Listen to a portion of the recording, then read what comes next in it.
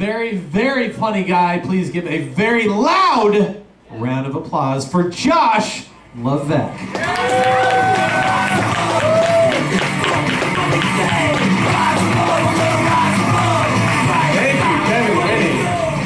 I know Courtney already said it. I don't trust the bar stool with my beer glass. I'm going to set it on the floor, so I'm going to do this a few times. Sorry. Woo! I paid a whole ticket for that. No, I know Courtney said it before, but seriously, Kevin, your opening set was fucking fantastic. Like, I know a couple people said it, but you were hilarious. Give it up for your host, Kevin Winnie. Yeah. Fucking hysterical. Thank you. I have a Casey Anthony joke. I was going to save it for the end to make you guys really hate me, but I'm just going to tell it now anyway, because I wasn't really paying attention to the trial like anyone else really was either. But what pissed me off was, like, as soon as it happened, I had Twitter, which was just the same fucking 6 OJ jokes over and over and over again. I'm like, oh yeah, you're right. When this person who we thought was guilty was found not guilty, it's just like that other time, 15 years ago, when someone who we thought was guilty was found not guilty. You're fucking clever, good job. And then I go to Facebook and it's just all these furious people venting about, like, oh my god, I can't believe she got away with that shit. And I'm like, that's cool. You can be pissed off, sound off, but leaving your porch light on for Kaylee at 9 a.m., that's like bring her back from the dead. Passing around, like, copy and paste a fucking rose made out of @ signs, backslashes, and parentheses. That's not going to change the verdict, people. Like, if you're really passionate about this, like, I understand social networks are the only fucking forms of communication we have nowadays, and that's pathetic. But it's like, if you really feel something about this, maybe go back to school and become a social worker and keep people from killing their kids before it happens. Yeah. Or maybe become a politician and make a difference in the judicial system. Or become a lawyer so you can defend the right people and prosecute the bad guys. Because getting enough likes on your Bible verse isn't going to make a fucking difference. Oh my god, I can't believe she got not guilty. Maybe if I make this hashtag trend, it'll make a difference. It fucking won't. Sorry. It sucks. Maybe if she was tried by a jury of her Twitter followers who got their news from the MTV crawl while they were making a sandwich, she would have been found guilty. But she wasn't. Yeah. Alright, back to, like, happy people. Ready? Yay! Hey. So I was thinking the other day while watching Animal Planet, I think someone got kind of lazy, like, naming animals at one point. And I'm not really sure about this. Maybe they brought their kid along or something, but they're like, hey, check it out, I'm getting to name some new species here. This is a beautiful cat from Africa, and we've decided to call it a lion. Yeah, that's awesome, I like that. I like that. Lion, that's a good name for that. Okay, so maybe you can help me name the next one. This one's also a beautiful species from the cat family. Ah, we should call that one a lion too. Well, no, it's not native to Africa. It hangs out in the mountains. Well, then it's a mountain lion. Well, no, that's just cheating. Like, that seems really... Yeah, okay, I'll take it. Let's move on. Well, we're gonna go... This one is another mammal, but it likes to swim. Cool, it's a sea lion. All right, now you're not even fucking trying. Like, all right. That one's new. I wrote that yesterday. Okay? Yeah. Awesome. All right. Cool. Does anybody, what? Oh, yeah, good one. The lion bitch, all right. I can work on that, maybe next Wednesday. Getting new jokes from the side of the stage, all right. Does anyone work in a job where you get to pretty much, like, take your lunch break whenever is fit, and people will ask you to go pick up lunch for them? Or, like, you'll offer it? Like, you've had that job before, where it's like, hey, I'm about to take my lunch break and I'm running to Taco Bell, do you guys want anything? Like, if someone offers, I'm always like, sure, get me a number 4 with a Coke. Because that's what normal fucking people order. Like, just a regular thing, because it's polite. But I always get stuck with the people where I'm like, hey, I'm running to Subway, do you want anything? And they're like, yeah, give me a fucking, or not Subway, that's a horrible premise for this joke. Let me start over. I'm running to Burger King. Can I get you anything? And they're like, oh yeah, let me get you, can you give me like a number 8? And then get one of them with no onions. And then the other one with no tomatoes, but the one with no onions get like light mustard, and then the one with no tomatoes get like extra. I'm like, are you fucking serious? You're gonna make me look like a complete jackass reading this list at the drive-thru. You've ordered this before, but I'm just like, what are you, and they're like, oh, can you get like half fries, half onion rings? I think they do that. And then if they have Sierra Mist, get Sierra Mist. But if they don't get Sprite. Fuck Sprite. Don't get Sprite. No, it's Sierra Mist, and if they don't have Sierra Mist, get like a Get like a Diet Coke. I really should be drinking Diet Coke, but only if they don't have Sierra Mist. I'm like, you cocksucker, how could you fucking, really? And you don't mind so much because then they hand you like a 20 and they're like, okay, you fly, I buy. Like, I'll get your lunch for you. And you're like, all right, never mind, you're buying my meal. I'll do that. But what's even worse is the person who hands you a 5 and they're like, that should cover it. And they say it like they haven't been to Burger King in 14 years, but they've calculated based on the economy and the way prices change and inflation that should cover it, even though you both fucking know it's at least like $8.50 for what they ordered. It's like, that should cover it. I'm like, you fucking asshole. I'm not gonna buy your food ever again.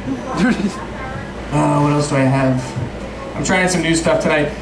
Courtney and I actually were talking about at Mulligan's a couple weeks ago how handy it is to know how to open a beer with a lighter. Yeah. And it is cool because no one ever has a fucking bottle opener on them anymore, ever, nowadays. Like, you always need one when you're at a party and you have a beer.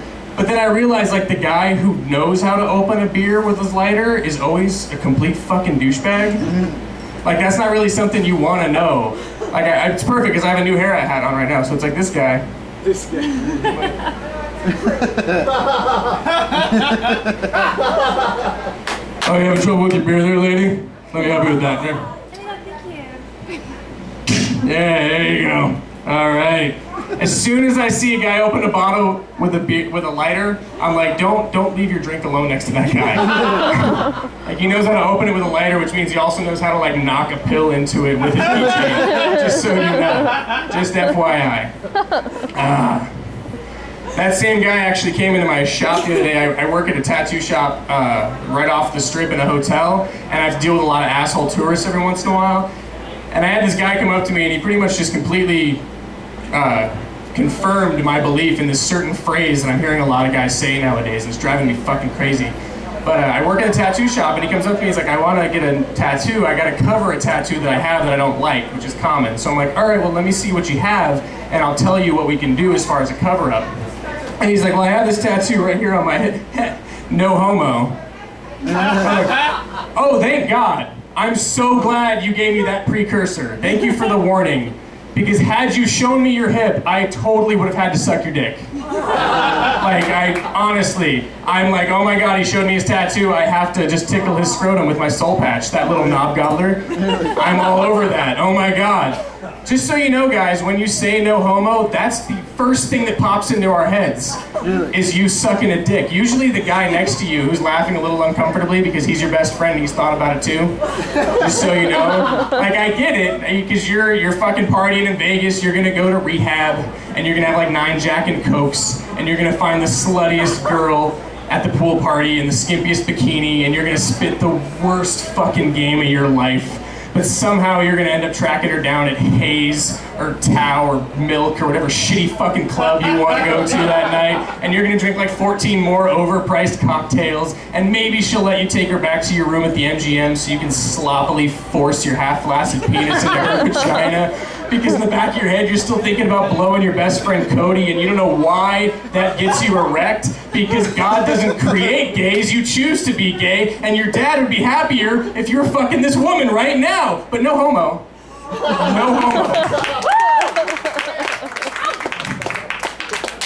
I'm just saying, stop saying no homo, guys. It's retarded.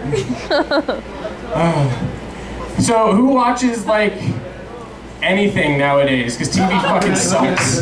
Really. All reality. Like, do you remember 10 years ago when there was, not even 10 years ago, like, fuck, how young was I when, like, Quantum Leap and Cheers were the best things on television? And I was like, oh, at least it was fiction, like, it was well-written fiction. Now they follow every fucking career in the history of employment on television somehow. There's a TV show that follows garbage men. There's a TV show that follows furniture movers. I'm like, it's getting out of control. It's completely unnecessary. I have no punchline, I'm just venting right now. This is retarded. Stop watching TV, everybody, please. But I have a new drinking game idea for one of these reality shows that everyone seems to love. It's my Keeping Up with the... My voice just cracked like an 8-year-old. Did you hear that? It's the Keeping Up with the Kardashians drinking game. If you don't watch Keeping Up with the Kardashians, congratulations, we can be friends. But if you do, try this drinking game, because it's fun. You just get a bottle of your favorite booze. It can be Smirnoff whatever or fucking Goldschlager, which is what I love because I'm weird like that. It's delicious, right? Yeah, it tastes like fucking Big Red gum in a bottle. Yeah. Try it. Yep. What? Yeah, exactly. Thank you. It's got gold flakes in it, so I feel like a fucking king with every shot. I drink gold. Fuck you. No. But no, get your favorite bottle of booze and just start an episode of Keeping Up with the Kardashians. I'm pretty sure it's on demand because it's the only fucking show E has right now. Like, that's all they've got. But just start an episode, and the first time, well, pretty much any time you say, why the fuck are these people famous? You get to take a shot. And then when you're about to throw a piece of furniture through your television, you take 2 shots. And then if for any reason you feel any sort of compassion for any member of that family, if you stop yourself and go, oh my God, what is Courtney going to do about this situation with the shoes? You break the bottle over your head and you slit the wrists with whatever glass is left over, please. Because at that point, you're just doing us all a favor. That's it. I get an applause break. Awesome. All right. Thank you, both of you. Yeah, all right. I keep looking at my list. I already told all 4 of the jokes I wrote down. I just keep looking down. I'm like, what do I got? Mountain lion. Did that one. Buying lunch for coworkers. Yeah, pretty sure that one went over okay. Casey Anthony, no homo. All right. What else do I got? Have you given me the light yet, Kevin? You did? Oh, all right. Well, then I'm done, I guess. Thank you guys so much for laughing at all of my jokes. Hey.